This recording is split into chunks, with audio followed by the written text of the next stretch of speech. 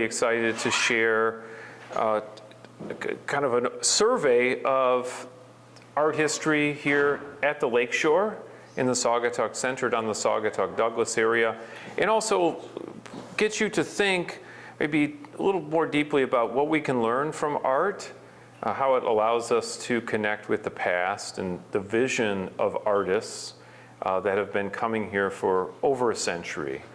And also, I think as we're here in the summer, really the heart of the summer season at the Lakeshore, to think about the seasons. And I saw, it looked like maybe about half of the room are year-round residents who are here 12 months of the year, and lots of other folks, of course, that swarm into the Lakeshore area to find some cool, slightly cooler temperatures and some beautiful views and great food and drink and inspiration here at the Art Coast. So part of the theme of the exhibit downstairs and of the talk I'll share with you today is thinking about the importance of the seasons, the importance of the sense of place here along Lake Michigan, and how it's really kind of hand in glove with the work of artists that have been coming here for, over 100 years. So as we get started today, I did give a version of this talk back in April of this year, and but one wonderful thing about the exhibit and this program is that it can be adapted to really all the seasons of the year, right? So we'll see some winter scenes to cool you down, as well as lots of great summer connections as well. So it's really worked well for visitors throughout the year to get a sense of, in the depths of winter, wow, a little reminder of beach life, and what the sun looks like if you're here in February or March. But coming back to this talk this week, we had a change in our schedule. One of our presenters needed to reschedule with us for this week. So it's a great opportunity to bring this season's talk to you today. And it was really fortuitous because working on the program, this pastel by Krehbiel, which is down in the exhibit on the first floor, you may notice if you look really carefully at it, and we'll take a deeper dive a bit later this morning, but along the side here is, in pencil, Douglas, July 21, 26. And that's, of course, 1926. So we get to celebrate the 99th birthday of this work of art that was just yesterday. So this week, next year, we'll have a big centennial, maybe a big centennial party for this Krehbiel pastel that's here. So I'll give you that as a teaser for what's to come. The view here is of the bridgekeeper's house by the old swing bridge near where the Blue Star Highway is today as you come into Douglas, as you'd be heading south across the river to Douglas. But thinking about the distinctiveness of the seasons at the Lakeshore, some ideas for you to think about as we get into our program today is really thinking about, well, the weather is always changing. And we've got long winters and short winters, cold winters, milder winters. There's a distinctiveness to the predictable cycles of transformation in the landscape, right, through each of these seasons. It's usually gradual, sometimes very dramatic and unpredictable and intense. And I would argue that it's those seasonal changes, both the predictability and the volatility, that really contribute to this appeal to this high sense of romanticism, right, in the late 19th and throughout the 20th century as well. Romanticism as an aesthetic movement in literature or in the arts is a focus on feeling and sensation, on nature experienced viscerally and through the senses, right? So we can think of that as just something to keep in mind, this emphasis on feeling and sensation and sensory experience is very important to the art that's made here over the last 100 years. Seasonality may vary over time, and in the particulars, but it's deep in the environmental and cultural history of the community here too.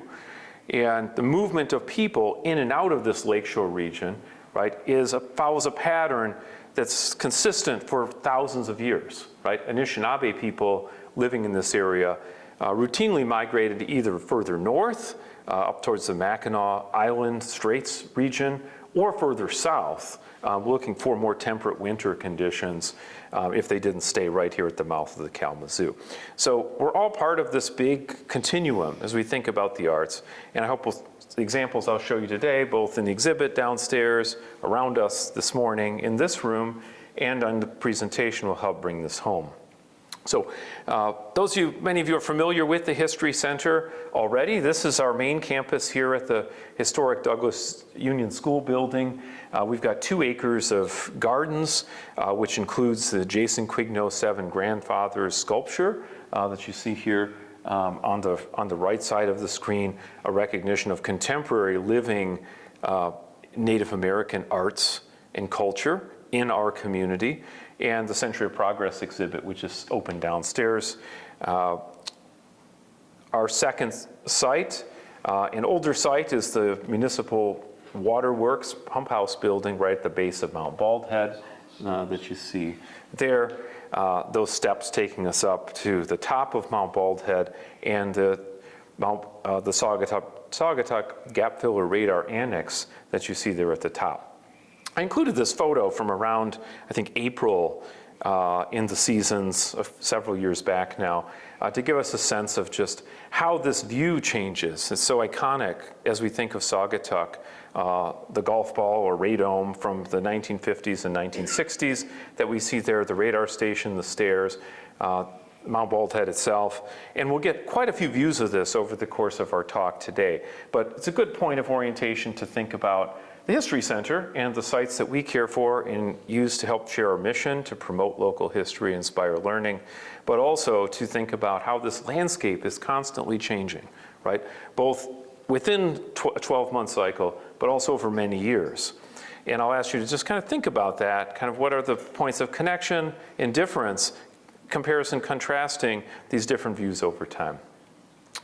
So this is a painting, one of the few items that's on loan to us from a private collection that's in the Seasons at the Lakeshore exhibit.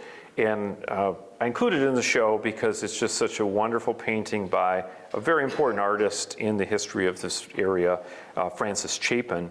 Francis Chapin served as director of the Oxbow Summer School of Painting in the 1940s, and though this is undated, it is signed by the artist probably from that period of about the 1940s. And it's just a wonderful blend, I think, of the different colors. Even in the early winter season, we see still maybe some fall leaves on the trees suggested in the canopy of Mount Baldhead. We see no radar tower on top of Mount Baldhead as we look at the dune. Some fishing shanties in the foreground, and of course snow that's blanketing the ground in the foreground and on Mount Baldhead itself.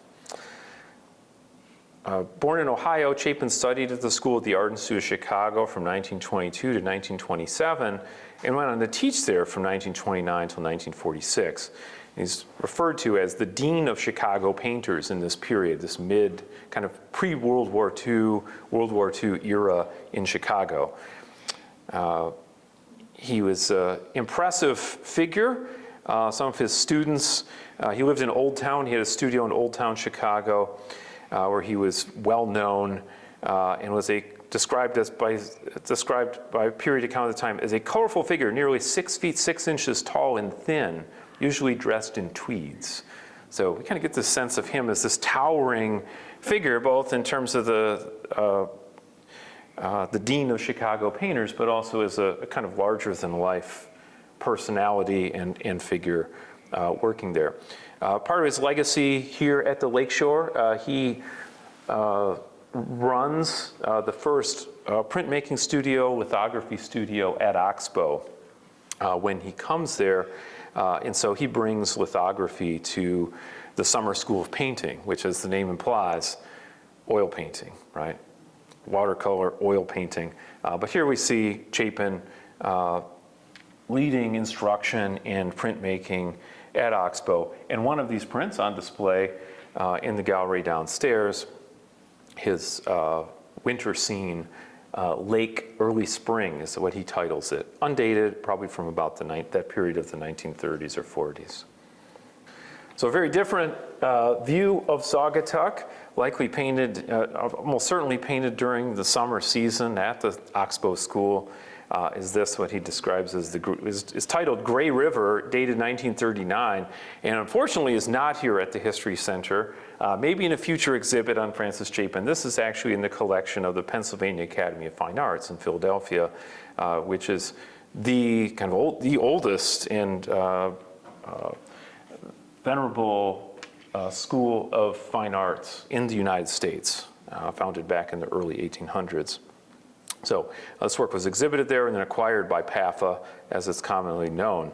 But what a difference, right, between that lake early spring and this very lively view of the Kalamazoo River looking back towards Saugatuck that gives us a sense, of course, of the big pavilion. And we recognize there a number of other buildings, and we see lots of boats on the water and people crossing the water there as well. Lively scene there. This is a pretty common view. There's many views looking sort of along the river and looking back towards that pavilion, and likely because student instruction that's happening, groups of artists going out as in working together, sketching, painting, in that Oxbow plein air tradition, painting in the open air, like the Impressionists did and the Post-Impressionists did after the 1860s and 1870s. So a nice view I included here. This painting on the right is part of our collection. It's not on display currently, but will likely be very soon again. But I just brought it in as a comparison here to get you to kind of think about this view and the different expression that artists bring to painting the landscape, and also just the commonalities of expression with that. This is a pretty remarkable painting that came in our collection about 8 years ago, and was painted by Hilda Rubin Pierce. Pierce is not a figure that was really known to have a connection with Oxbow or with Saugatuck or Douglas, but the painting is the proof, right? She clearly came here and painted in Saugatuck.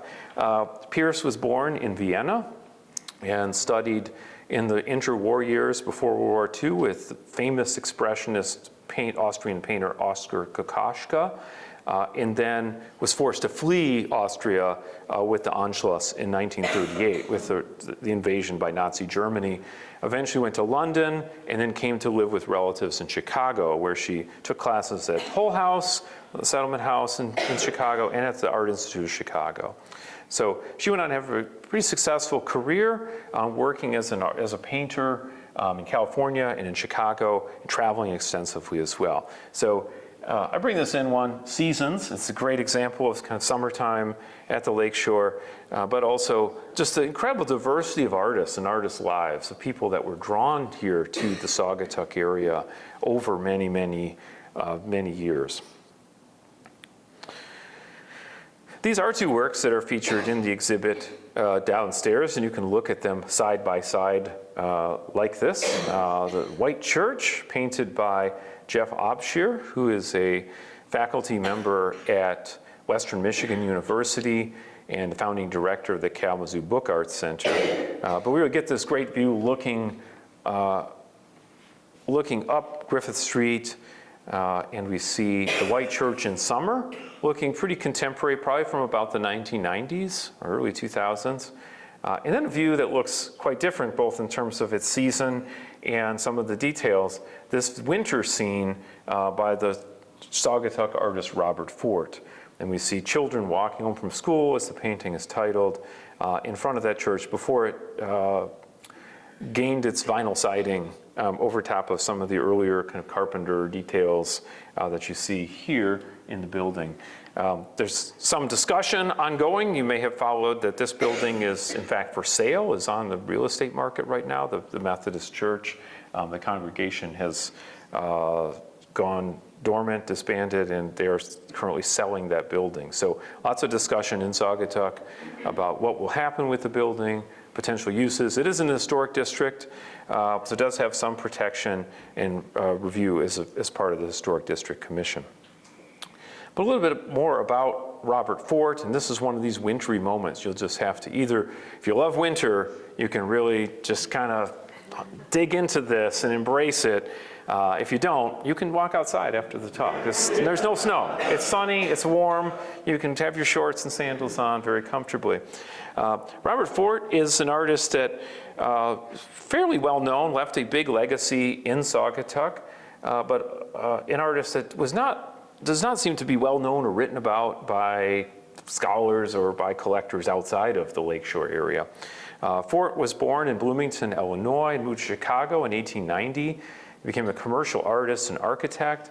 He's also an avid sailor, it appears, and he visited Saugatuck in 1904, sailed here with some friends, and then convinced his family to move to Saugatuck in 1905.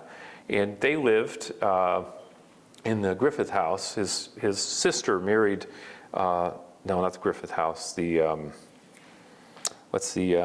Newnham house. So his sister married Harry Newnham.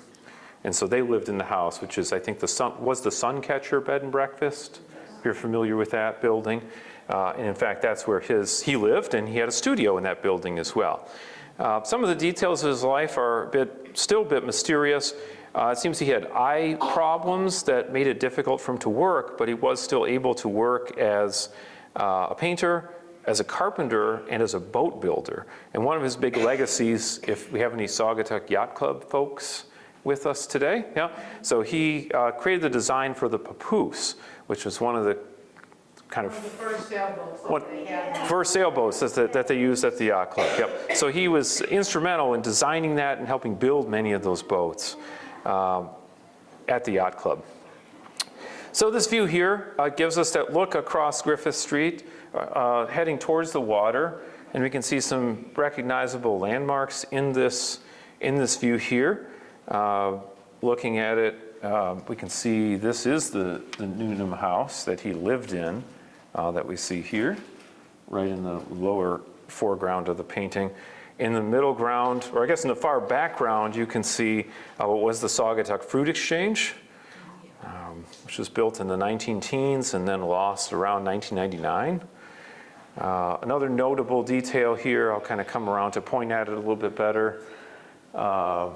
This building here is what eventually became the Edmar Hotel and then the Blue Tempo Jazz Club and the first kind of gay straight bar in Saugatuck. And this building here, this garage building, was eventually absorbed into the Harris Pie Factory. And then when the SCA was expanding and renovating that site, they actually tore down part of the original pie factory to create larger parking lot area. And that building had actually been just enveloped within the pie factory itself. It's a pretty amazing story. So you get, and then of course in the far background, Blue Star Bridge and Douglas. Maybe a little tough to make out on the screen. Go check out the painting in the flesh, so to speak, downstairs. I think you'll enjoy that. This view here, of course, looking up along Griffith Street, up the hill, we can see both of the churches, the Congregational Church and that Methodist Church. This may have been painted or sketched from the house, from the Newnham house, based on the position here. And we can also see Mount Baldhead, a great view of Mount Baldhead there in the background, the kind of central left background. And it's indeed bald in this period. The painting is sadly not dated like much of Fort's work. There is a label on it that both of these paintings were exhibited in 1947 at the Hackley Art Gallery, the art show at the Muskegon Museum of Art. So we know they were definitely painted before 1947. Don't have a better date for you than that, but sometime in the mid-20th century. And they're just a remarkable example of Fort's painterly style. Again, that sense of warmth and kind of feeling and the feeling of the light of winter. And also, I think a sense of his interest in architecture and building.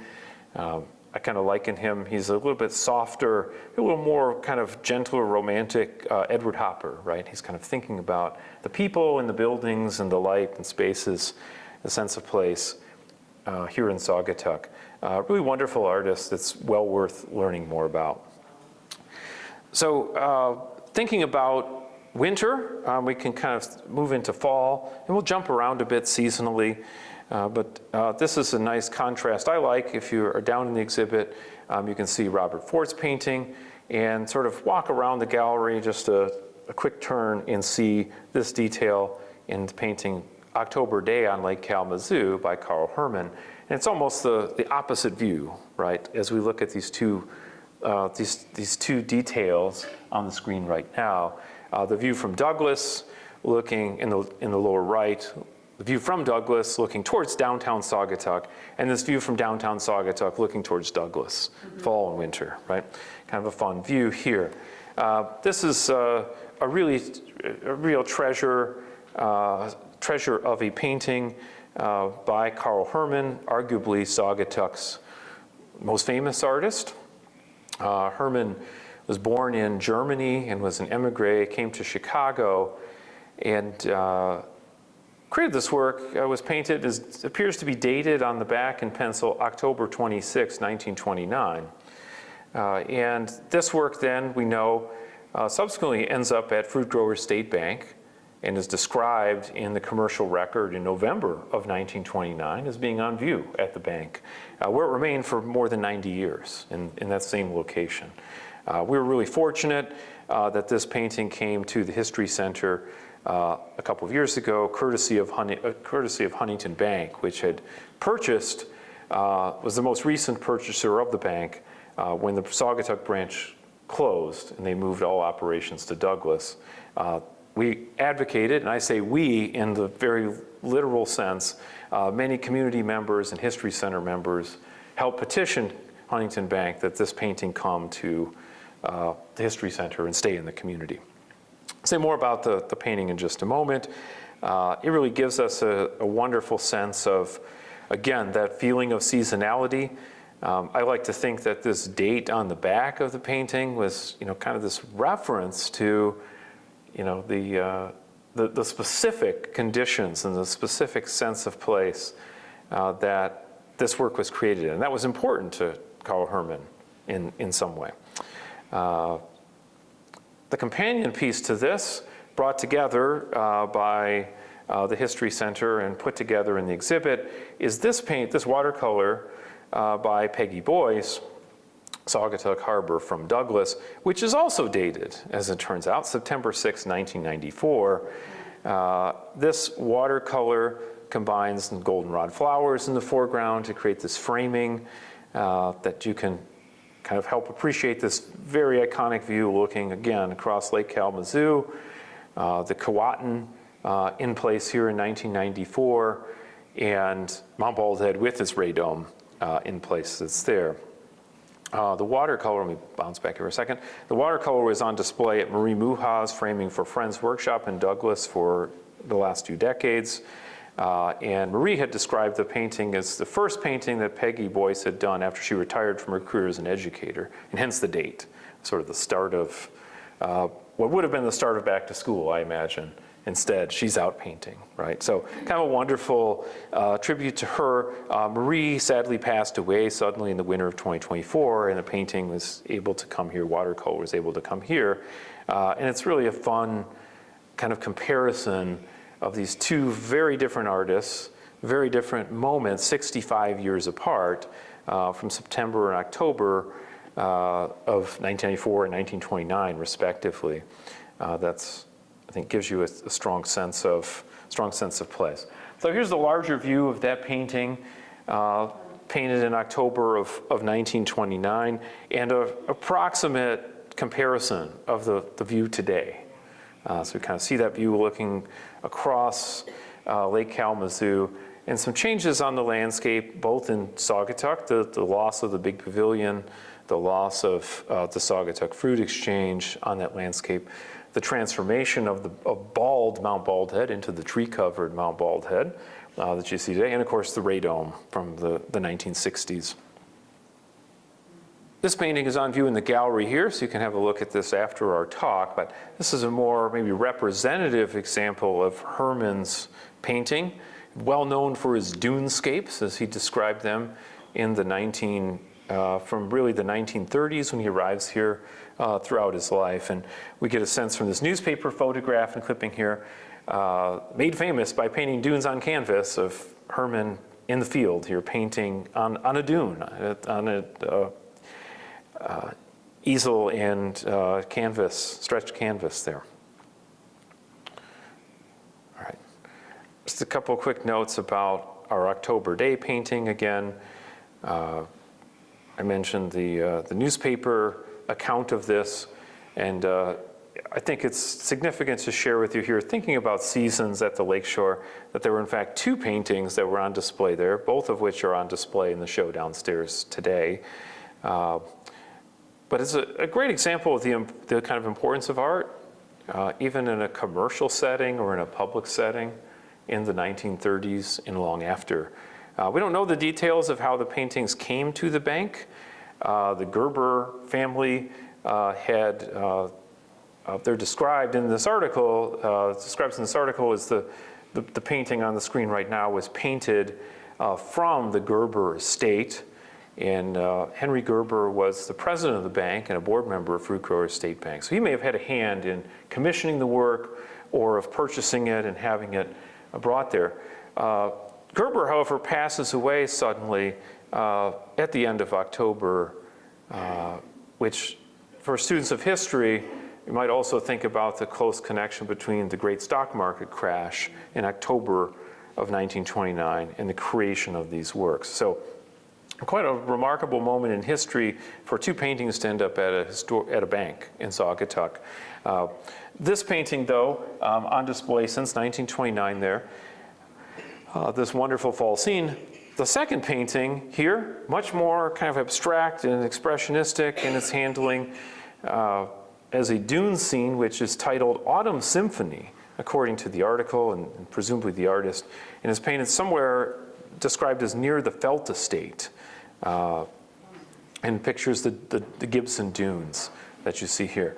I love this last line of this article from the commercial record that says, "Lovers of art should drop into the bank and view these paintings."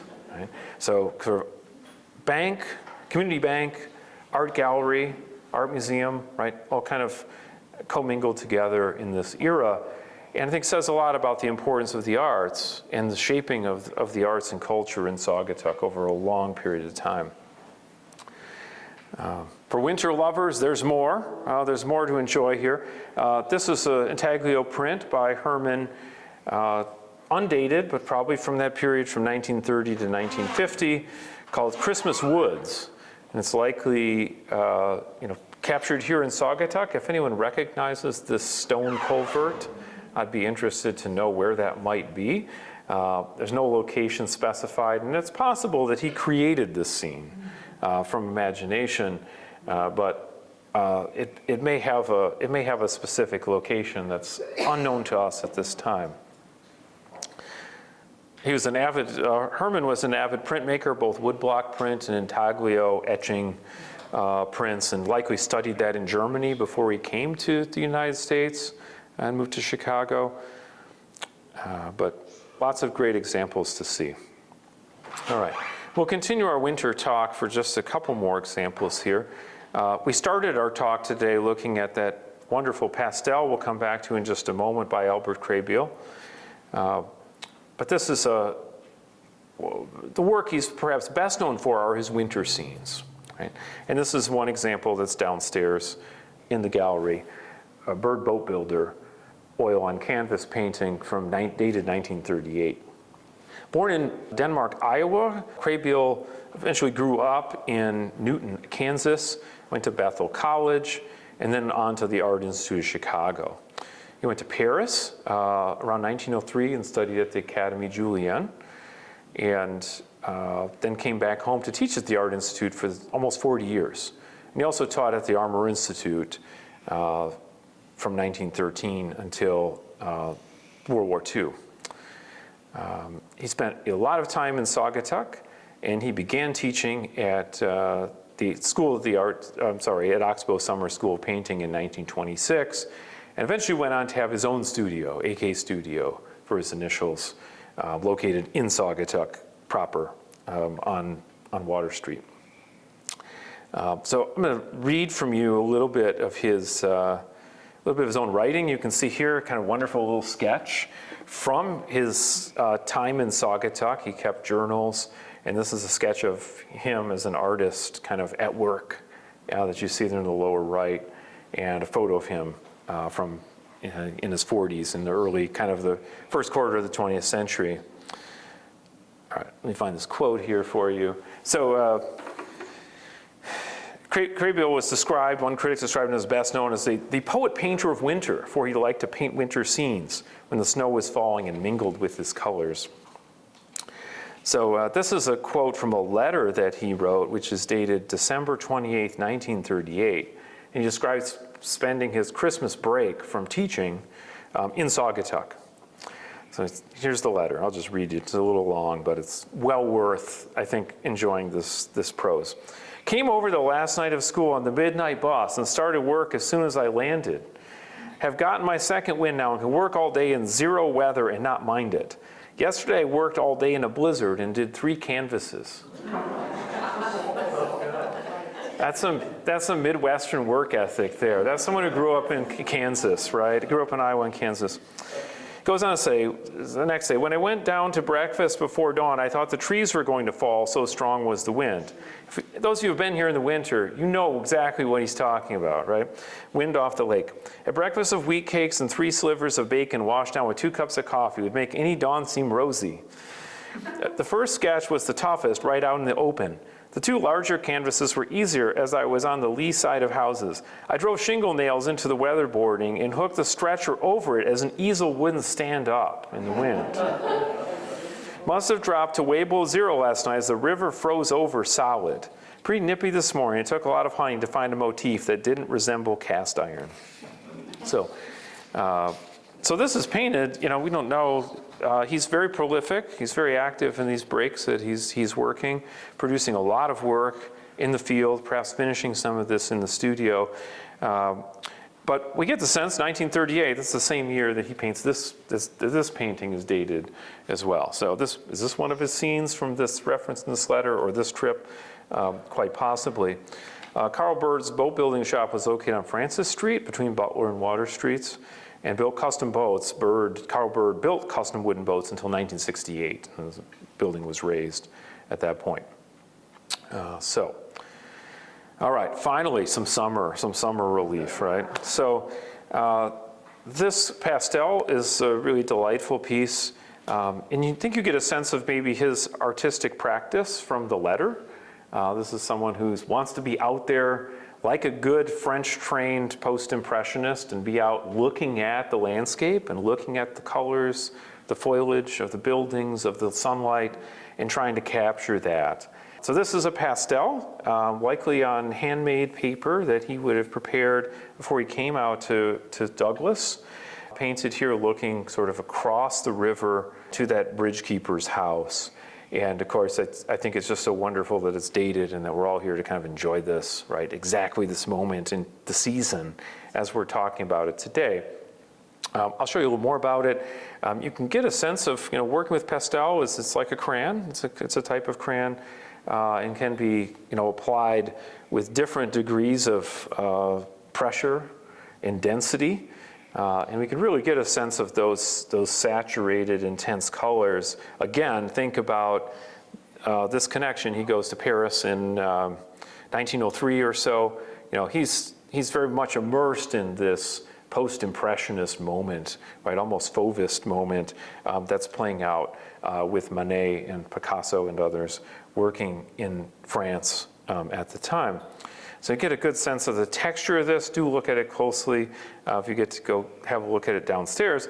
And we have a photograph here labeled the Old Bridge House that gives you a really good sense of, there's, this is it. This is the building and this is the view we're looking at. Kind of a fun I Spy kind of game. You can look at these together and kind of see what are the elements that have a kind of photorealistic quality and what are the elements that have been modified, adapted. We don't know the year of the photograph. It's roughly around the same time period. But To give you a little sense of the history of the bridge, while we're looking at this, we can see that the swing bridge, there's a first bridge that's built here across the river, a causeway and bridge in 1870. And then in 1903, there's a bridge of iron trusses that's constructed here at this location.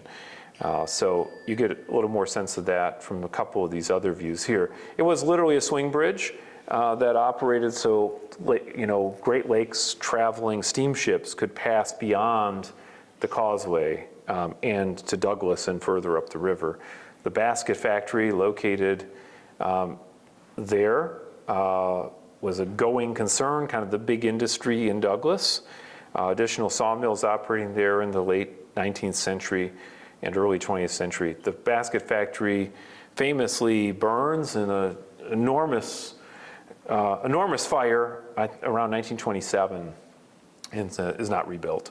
But you get a little sense of that here as we look at the, maybe get just a sense of that from the photograph view, that postcard view that's there, and of the bridge. We get another view of the bridge, this one from the 1930s by Carl Hoerman, another intaglio print that he made looking from the Saugatuck side, a bit different angle from up on the bluffs, looking towards the bridge. And we know it's from before 1936, or at least based on studies or photographs before 1936, because there's that old iron bridge, right? And it's after 1936 that the new Blue Star Highway Bridge is constructed, in part funded by New Deal relief programs, the WPA money, that helps build the Blue Star Highway and that bridge in particular. This is the Blue Star Highway Bridge under construction 1936, and in 1938 it opens up. I realized that the talk had a real focus on winter and fall, and I thought, boy, we really need some more summer in this. There's lots of summer scenes. When the summer school of painting was most active, when many other artists were traveling here and creating work. So here we go. Here's a really interesting work. You can see many of these examples around you as well here. But this is an interesting painting to highlight that had come into our collection via eBay. And the artist was well-known artist Wellington J. Reynolds, less known for his connection to Saugatuck, but very well-known painter, born and raised in Illinois. Attended the School of the Art Institute of Chicago in 1885, went to study, a bit older than our other artists we've talked about, kind of a generation before them, okay? He's 20 years older than Krehbiel, for instance. He goes on to study at the Royal Academy in Munich, and then the Julian Academy and École des Beaux-Arts in Paris.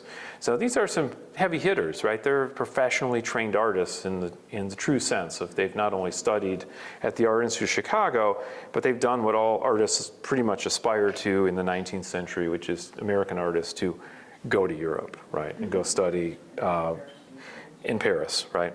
Which frankly, you can't blame them. That sounds like a pretty good time, right? I want to go to Paris, you know. Go enjoy that. Go enjoy the city and learn from some of the great art schools and artists who are teaching in them. He comes back to Chicago in 1898 and becomes best known as a portraitist. And also, like many people we talked about as well, goes on to teach at the Art Institute of Chicago until 1938. Bring this back to us here in Saugatuck.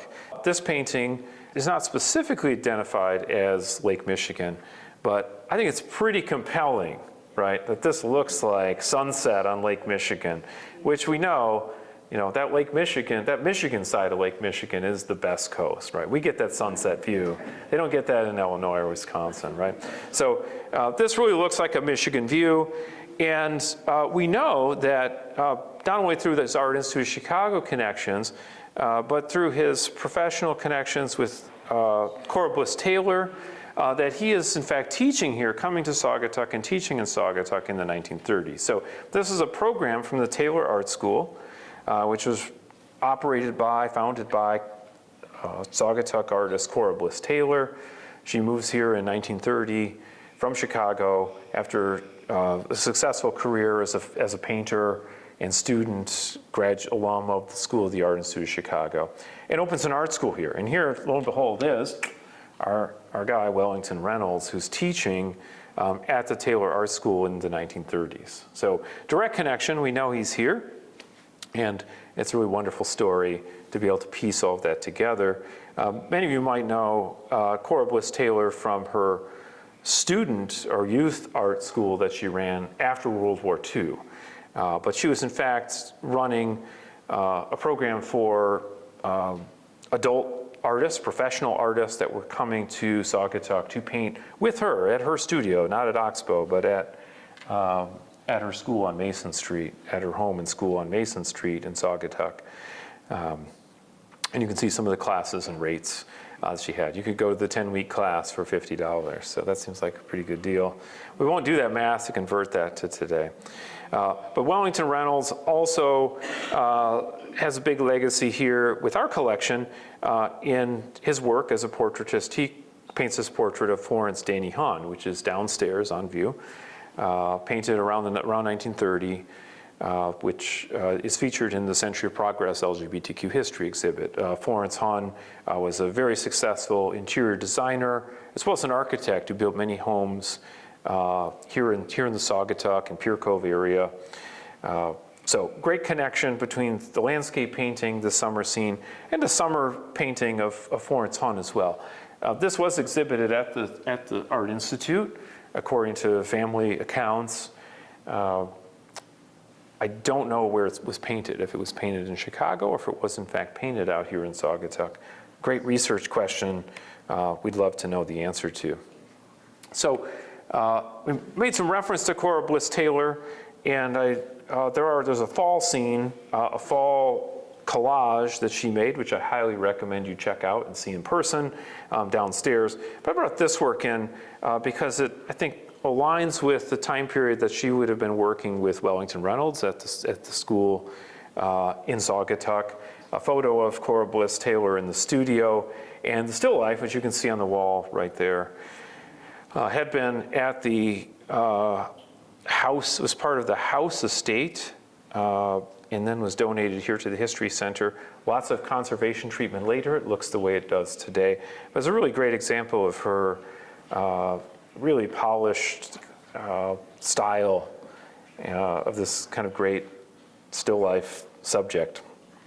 Cora Bliss Taylor was originally was born in Cincinnati, lived in Paris as a young child, and then became an artist, visited here in the 19-teens on her honeymoon, and then founded the Taylor Art School we mentioned earlier in 1931. She continued conducting lessons until 1980. So she lived a long, full life, very productive life, and exhibited works locally here at the Lakeshore, but also in Chicago and Detroit, and really around the country.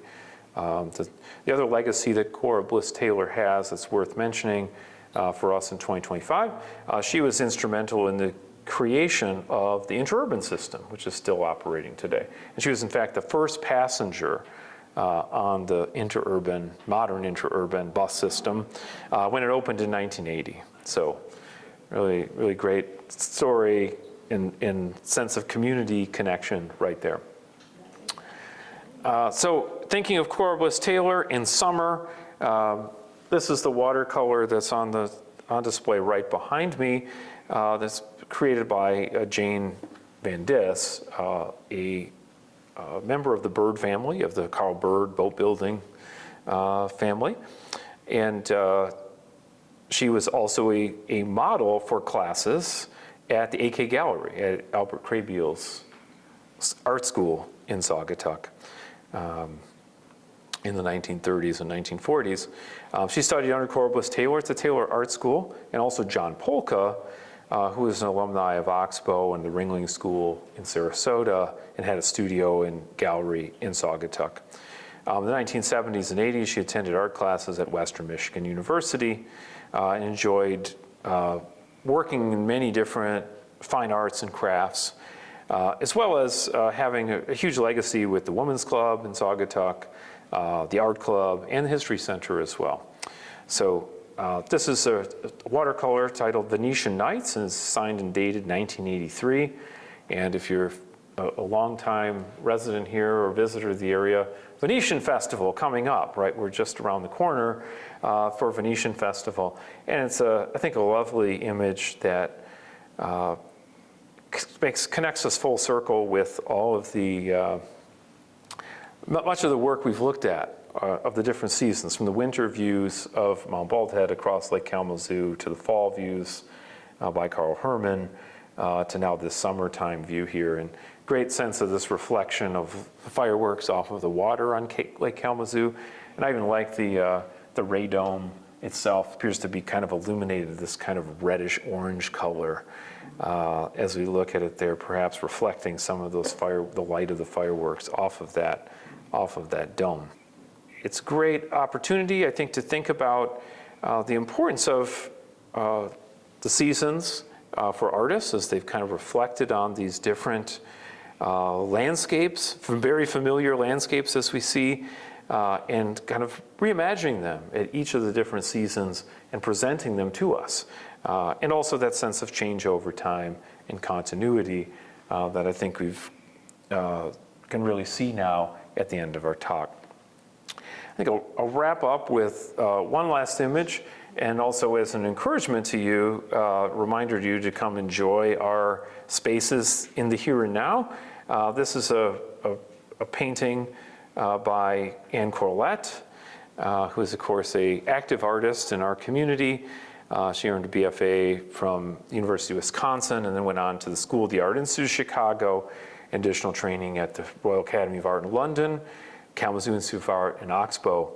And this work here was, in fact, as the caption gives it away, was painted right here in the Back in Time garden at the schoolhouse. It was done as a plein air event in 2017. She donated the Paintings History Center in 2020, and we're really thrilled to have it. It certainly gives us that sense of the feeling of summer, of the lushness of the gardens, the tribute to the History Center and Art Club created kind of totem pole figures of ceramics made by students and artists on display there in the garden. And a good invitation to come explore our space here, both in the building and outside. You'll get to enjoy this, maybe not quite as in full flourish as you see it in Anne's painting tomorrow on Thursday at our Douglas Summer Social. So we hope to see you there. And I'm happy to continue the conversation, answer any questions you have now, as well as invite you to come explore some of the artwork that's around us, or of course go experience the seasons at the Lakeshore exhibit. So thank you very much.